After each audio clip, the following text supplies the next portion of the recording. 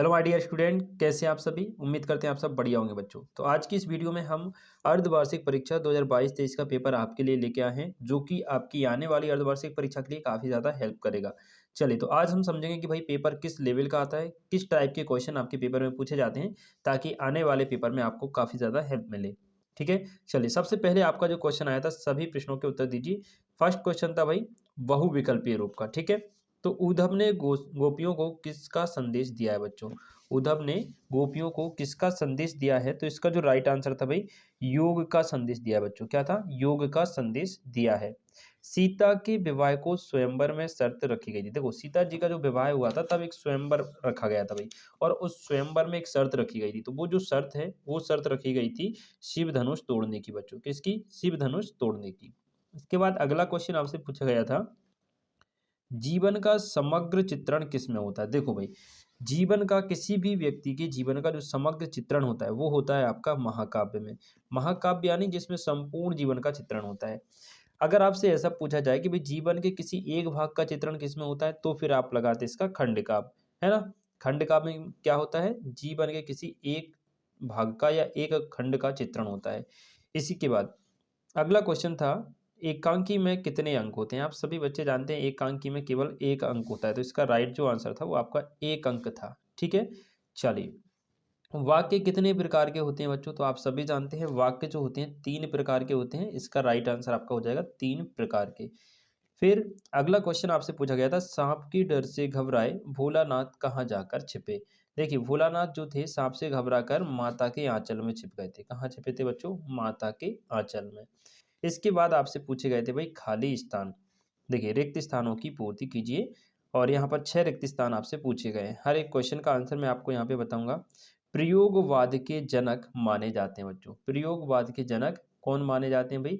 तो इसमें जो आपका आंसर आना था हीरानंद सच्चिदानंद अज्ञे आना था। मैं आपको यहाँ पर दूसरे पेपर पे लिख के दिखाता हूँ बच्चों, इस पे बनेगा नहीं, तो यहाँ पे देखिएगा। इसका जो राइट आंसर था क्या था? हीरानंद हीरानंद सच्चिदानंद अज्ञे। सच्चिदानंद अज्ञे ये जो थे प्रयोगवाद के जनक माने जाते हैं बच्चों। ठीक है, चलिए इसी के साथ अगला क्वेश्चन आपसे पूछा गया था कि श्रृंगार रस का स्थायी भाव जो होता है वो आपका होता है बच्चों रति। श्रृंगार रस का स्थायी भाव क्या होता है? रति होता है। फिर आपसे पूछा गया, काव्य की शोभा बढ़ाने वाले धर्म, ये सभी जानते हैं आप क्या कहलाते हैं बच्चों? अलंकार कहलाते हैं। अलंकार कहलाते हैं। ठीक है भाई, अलंकार कहलाते हैं। इसके बाद जगदीश का संधि विच्छेद होगा। देखना बेटा, जगदीश का जो संधि विच्छेद होगा वो आपका होगा जगत धन ईश। जगत धन ईश जो है जगदीश का संधि विच्छेद होता है। ठीक है, चलिए अगला क्वेश्चन आपसे पूछा गया, भोलानाथ का असली नाम जो था वो क्या था। तो भोलानाथ का असली नाम था बच्चों तारकेश्वर नाथ। क्या था? तारकेश्वर नाथ। तारकेश्वर नाथ, ये भोलानाथ का असली नाम था।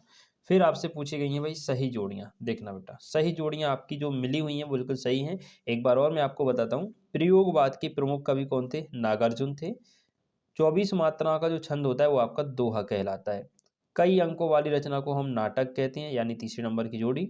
एंड यतीन्द्र मिश्र जो है, इसकी जो रचना है वो है नौबत खाने में इबादत।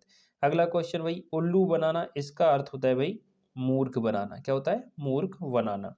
भारत का स्विट्जरलैंड कहा जाता है कटाव को। ठीक है, चलिए इसके बाद हम देखते हैं इसका अगला प्रश्न। अगला प्रश्न देखना बेटा, अगला प्रश्न आपसे पूछा गया है कि रीतिकालीन काव्य का मुख्य विषय कौन सा है। आपसे पूछा गया है रीतिकालीन काव्य का मुख्य विषय कौन सा है, तो ये है आपका श्रृंगार। संचारी भावों की संख्या कितनी मानी गई है? 33 मानी गई है बच्चों। नेताजी की मूर्ति पर सरकंडे का चश्मा किसने लगाया होगा? इसका जो राइट आंसर होगा बेटा बच्चों ने लगाया होगा। क्या होगा इसका? बच्चों ने लगाया होगा। ठीक है, बच्चों ने लगाया होगा। अगला क्वेश्चन आपसे पूछा गया है, हाथ का मलने का अर्थ क्या होता है। देखो, हाथ का मलना इसका मतलब होता है पछताना। क्या होता है? पछताना। अगला क्वेश्चन आपसे पूछा गया, शब्द शक्ति के कितने प्रकार होते हैं, तो इसका जो राइट आंसर है भाई शब्द शक्ति के 3 प्रकार होते हैं बच्चों। और ये 3 प्रकार मैं आपको बता दूं कौन कौन से होते हैं। तो ये होता है भाई अभिधा, लक्षणा और व्यंजना। क्या होते हैं? नंबर 1 आपका अभिधा, अभिधा, लक्षणा और नंबर 3 आपका होता है व्यंजना, अभिधा लक्षणा और व्यंजना। ठीक, इसके बाद भोलानाथ सिसकना क्यों भूल गए थे? देखो भोलानाथ सिसकना क्यों भूल गए थे?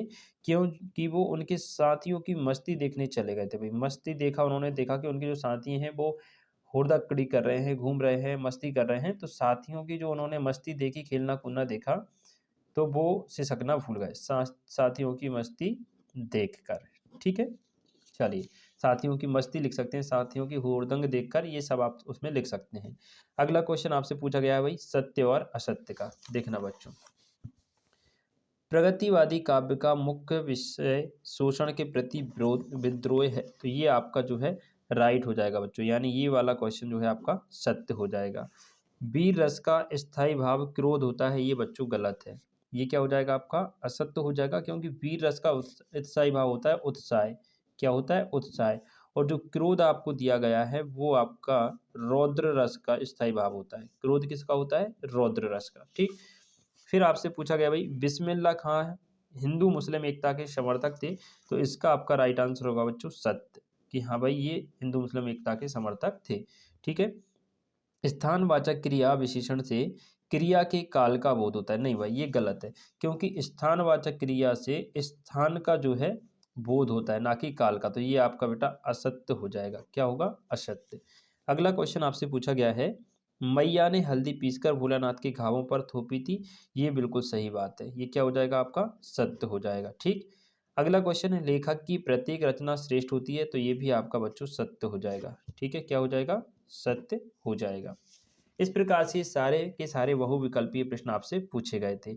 अब इसके बाद कुछ इंपॉर्टेंट क्वेश्चन आपसे पूछे गए थे, ये सारे प्रश्न आप लोग अच्छे से तैयार कर लें। जैसे कि गोपियों द्वारा उद्धव को भाग्यवान कहने में क्या व्यंग निहित है? ठीक है, अगला क्वेश्चन स्मृति को पाथे बनाने में कवि का क्या आशय है?